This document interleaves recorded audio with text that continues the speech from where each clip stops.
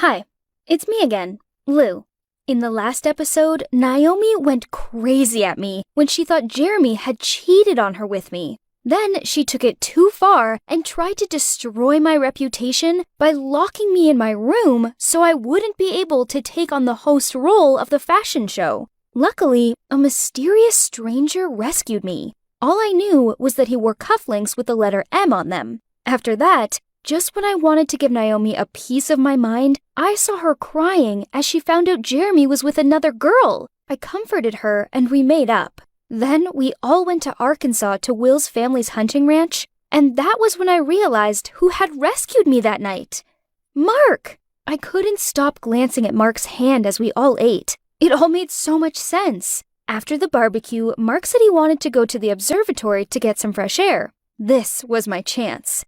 I waited a bit, and then I headed over there so I could thank him. When I got there, Mark glanced at me, but then he turned back and kept looking at the view. I took the cufflink out of my pocket and showed it to him. Then I smiled as I said, "So you're my knight in shining armor then? The one who saved me from Naomi's horrible prank?" Mark looked at the cufflink and then said to me, "What are you talking about? Listen, I don't have the time or energy to get involved in Naomi's stupid pranks." Although I was quite surprised by Mark's denial, I figured he was just shy. Then I said, "It's okay. Don't be shy. I just want to thank you." But before I could even finish my sentence, he'd walked away. All right, I know this guy's stubbornness. If he didn't want to admit it, I would not bring it up again. So I just smiled and put the cufflink back in my pocket and headed downstairs. After that night, I couldn't stop thinking about Mark. Why had he rescued me? I thought he was the worst when I'd first met him, but that night in Vegas, we'd had so much fun. But then he'd left me all alone. But then he'd rescued me.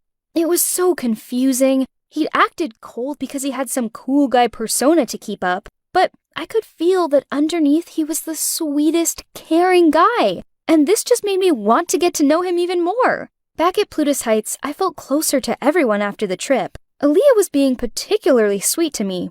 And one day, she came to my room while I was working on a project. She looked sad and let out a big sigh as she said, "Lou, you gotta help me. I really need some advice." "What happened?" I asked her. Then she said, "My parents want me to marry the CEO of their partner company. They said it'll give our family more power and make us look good." She was almost crying as she told me this. I couldn't believe that in this day and age, there were still people arranging marriages like this, all for status and power. That's not how love works. What happened to freedom of choice? She was sobbing now as she told me the rest of the story. "This man has been chasing me for a while now. He often visits my parents' house, and I thought it was to see my dad. But now I realize it was because of me. It makes me sick. My parents keep saying I'll never have to worry about a thing because he's super rich. But he's 41. I don't want to marry some old rich guy." "What? He was like double her age. Aaliyah was only 19. That was insane. What were her parents thinking?" I comforted her and asked, "Did you try telling your parents you're not interested?" She said, "I did. I tried everything. I begged them. But they insisted that I follow the family tradition, that a daughter's marriage should be chosen by the parents because they know what's best for her. Honestly, could my life get any worse?" Poor Aaliyah. I felt so sorry for her. "Is there anything I can do to help?" I asked her. She looked at me through tears and said, "Really? You'll help me?" So I said, duh. We're friends, right? That's what friends are for." So then she told me she needed to find a guy who would pretend to be her boyfriend because she'd already blurted out to her parents that she was dating someone. Then she said, "My mom and dad want me to meet him this weekend to see if he's suitable enough for me to marry." "Have you found anyone yet?" I asked her. Then she said, "Nope, but I need someone good-looking, smart, and most importantly, he must come from a rich family. Out of our friends, the only one who ticks all of those boxes is Mark. And, okay, I'm going to be honest with you now. I've had a serious crush on him ever since I moved in here. So maybe this is my chance. I know it's so awkward to ask him, but you're in his investment club, and you two talk to each other quite often. So can you go ask him for me? Please? Okay, I didn't like this idea one bit. Aaliyah said she had a crush on Mark, huh? I weirdly felt so uncomfortable knowing this. Suddenly, I realized that I seemed to have a crush on him too. Ever since returning from the trip to Will's hunting ranch, he had always been the last person I thought about before falling asleep. But then, maybe it was just to trick her parents. And she was my friend. I had to help her, right? So, I told her I'd chat to Mark.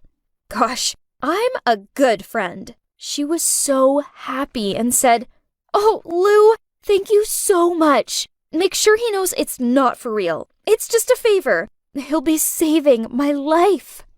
Okay, cool. So it was all just to please her parents. It wasn't real, and I had nothing to worry about, right? Aaliyah had been such a good friend to me, so this was the least I could do to help her.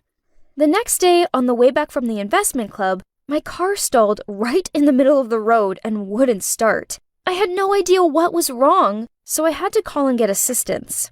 As I was on the phone, I noticed Mark's fancy convertible parked next to me. "Get in the car," he said. "I just called the towing service."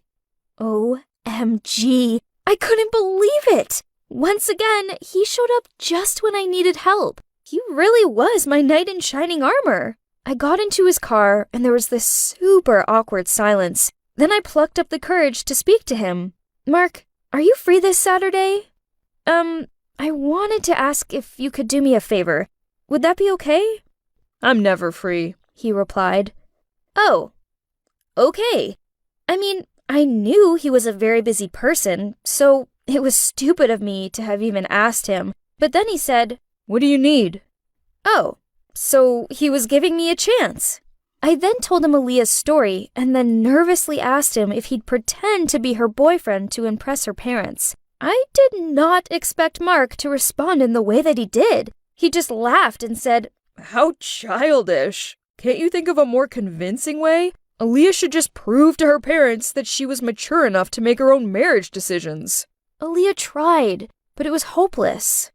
I put on my most persuasive face and stared at him with my puppy dog eyes all sad. This face always won my parents over, and I really hoped it would touch his heart too. He took one look at me and looked like he was about to laugh, but then he said, "Fine, but just this one time, okay? I don't want to get caught up in all this immature love drama." Yes, it had worked! Without even thinking, I reached over and gave him the biggest hug. I couldn't stop smiling.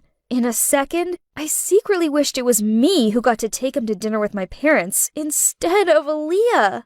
Then, something crazy happened. Saturday rolled around, and Aaliyah invited me to the dinner too. She thought it would make things less awkward because her parents already knew me, and I may help the conversation flow. Well, things didn't exactly go to plan. After only 10 minutes of sitting together, Aaliyah's parents outright said that Mark didn't deserve Aaliyah, that his family wasn't prestigious enough, and that they'd only gotten rich from investing in some land, and that it was just luck, not hard work or talent that had got them to where they were today.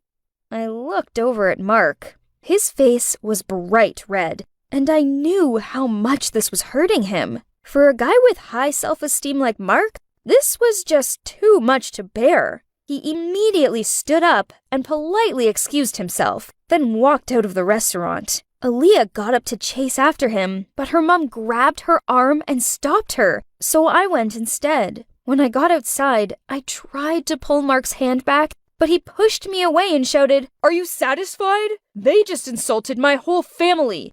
And what's wrong with being lucky? Just because they were lucky doesn't mean they didn't work their butts off to get there. My parents are the hardest working people that I know.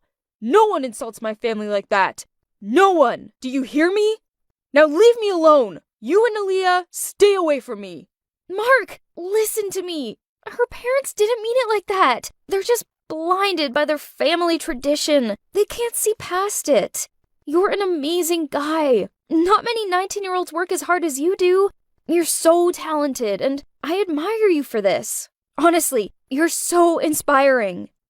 Mark just stared at me. Maybe, other than me, nobody had ever said that to him. Then, after a silent moment, he opened his car door and offered to drive me home. He was silent the whole way home, but after that evening, he acted differently around me. He'd always been kinda grumpy, but it was like he'd softened now and became more friendly to me. Every time I saw him, he smiled at me, and it made me so happy. He was also much more open to me. Our conversation not only revolved around the investment club, but we also shared our hobbies, family, dreams, and the things we wanted to achieve after graduation. The more we talked, the more I realized how talented and determined he was. His strictness in the club was actually how he trained himself and others to achieve their goals. That really made me admire him. And I'm not gonna lie, that admiration in me was slowly turning into a special feeling. Well, I think it could be love. As for Aaliyah, after that incident, she apologized to me and Mark for getting us involved and said her parents were so traditional.